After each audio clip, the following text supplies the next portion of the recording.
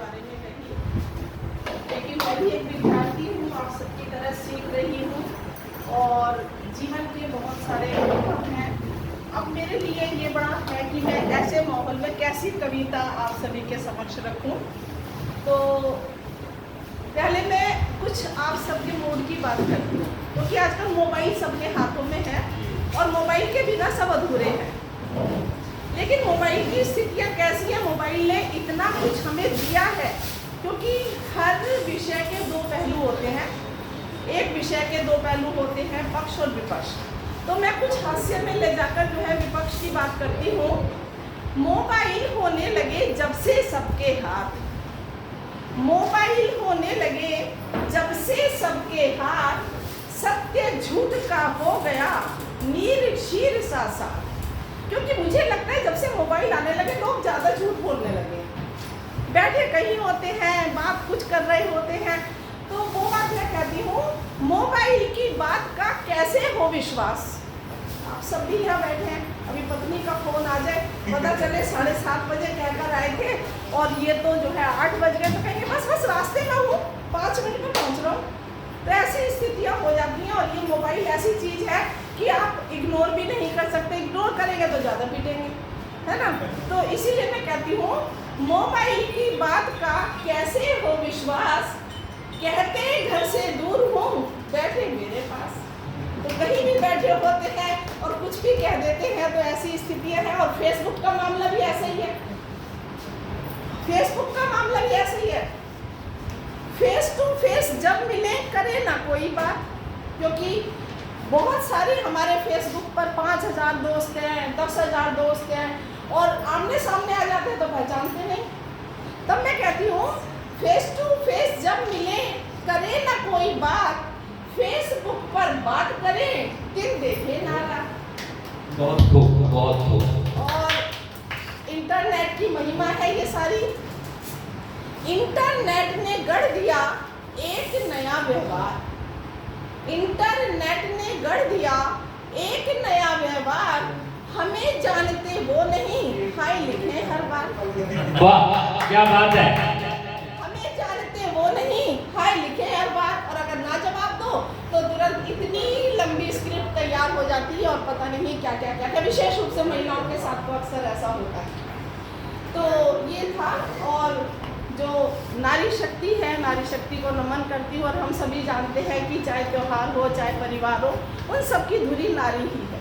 लेकिन नारी का जीवन कैसा होता है, मैं 4 पंक्तियों में कहती हूँ। पहले नारी के मन की बात कहती हूँ। सभी ये मेरी युवा मित्र भी हैं, बेटियाँ भी हैं, बहनें भी हैं, क्योंकि इनकी उम्र से बड़ी मेरी बेटियाँ हैं, तो मैं कुछ भी कह सकती हूँ, ऐसा मैं हक समझती हूँ आपके ऊपर।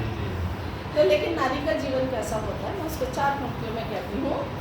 गिर गिर कर संभलना हमें भी आता है, गिर गिर कर संभलना हमें भी आता है, हर गम से गुजरना हमें भी आता है। गिर गिर कर संभलना हमें भी आता है, हर गम से गुजरना हमें भी आता है, अपने ही बनाते हैं कमजोर वरना, अपने ही बनाते हैं कमजोर वरना, गैरों से निपटना हमें भी आता है। वाह, क्या बात है, बहुत खूब। हमें भी आता है। तो नारी हमेशा प्यार के समक्ष इतनी शबनम बन जाती है, और जब अपनी पे आती है तो वो कब चिंगारी बन जाती है, कब अंगारा बन जाती है। सभी जानते हैं नारी के स्वभाव के बारे में। और दीपावली का पर्व है, कवि जो है बहुत संवेदनशील होता है, कहीं ना कहीं वो दूसरे के दुखों में अपना दुख देखता है, और इसीलिए मैं दोहे ज़्यादा लिखती हूँ। दोहे मेरी सबसे प्रिय विधा है। अभी मेरी दोहा सतसई आई है, 700 दोहे उसमें हैं। तो मैं कवि मन की बात करती हूँ।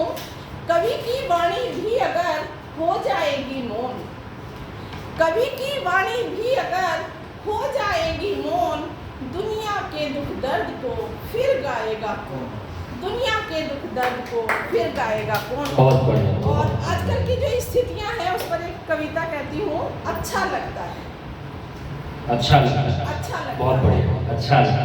हाँ, क्योंकि हमारे मन में ये होता है कि सब हमारे लिए तो करें, लेकिन हम किसी के लिए कुछ ना करें। बिल्कुल सही बात कह रही हैं। लेकिन सच्चाई ये है कि ताली दोनों हाथ से बजती है।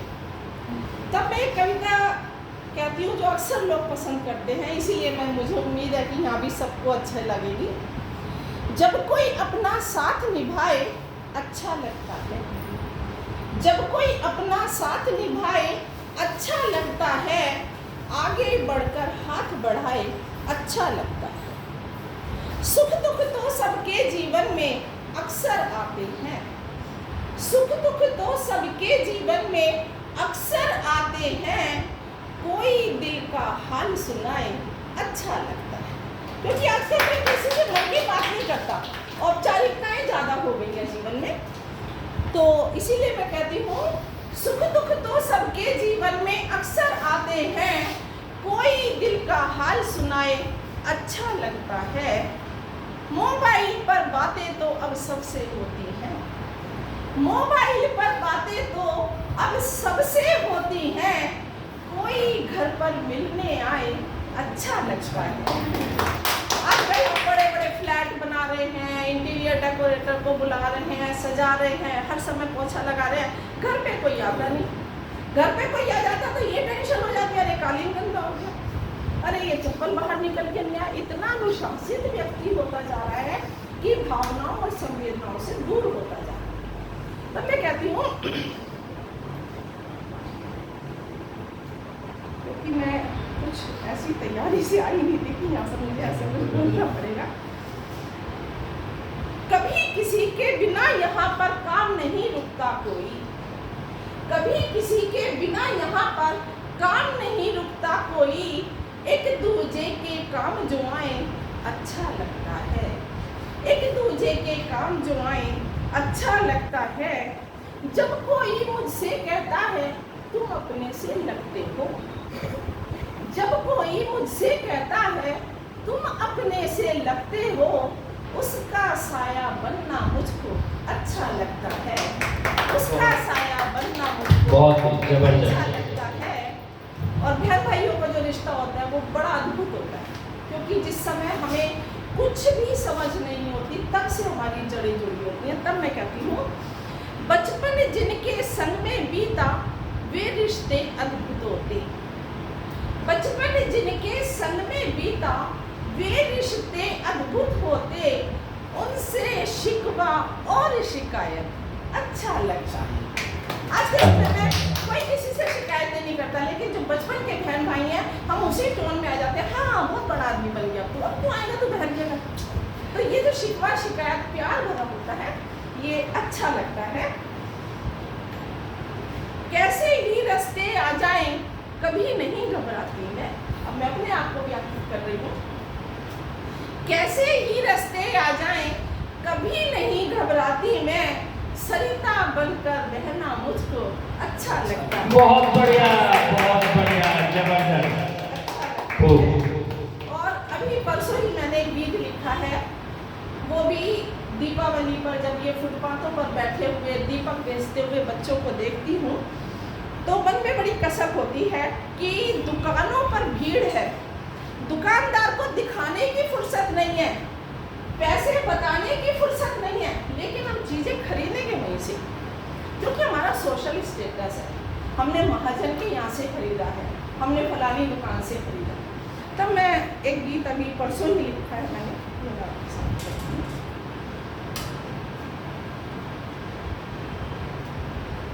दीपों का त्योहार है, दीपों का त्योहार है, मन में उमंग हजार है। मेरा गला खराब है, दीपों का त्योहार है, मन में उमंग अपार है, एक बात का ध्यान रखें सब निर्धन के परिवार हैं, एक बात का ध्यान रखें सब निर्धन के परिवार हैं।